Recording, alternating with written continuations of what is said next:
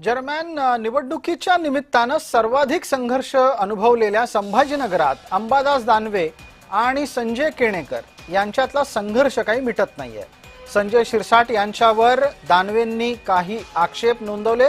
त्यांच्या मदतीला संजय केणेकर धावून आले।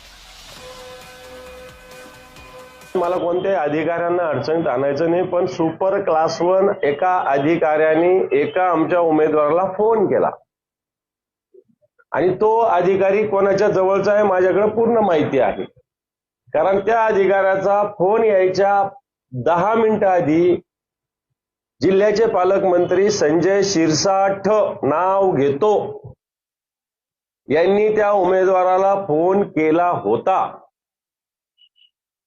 कोणाच्या फोनून केला होता, काय केला होता हेही आमच्याकडे व्यवस्थित आहे।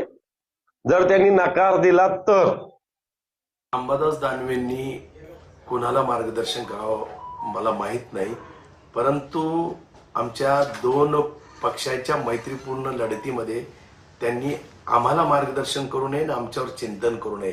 स्वतःच्या पक्षाची परिस्थिती बघावं। स्वतः पक्षामध्ये उमेदवार नाही मिळत आहे उभं राहायला आणि त्यामुळे वरतून परत धमकी देणे योग्य नाहीये। त्यांनी 2.5 वर्षात सत्ता असताना खूप धमक्या दिल्या। यांनी लक्षात ठेवावं की आम्ही आता तुमची धमकी देण्याची ताकद राहिलेली नाहीये, हे विसरून चालणार नाही।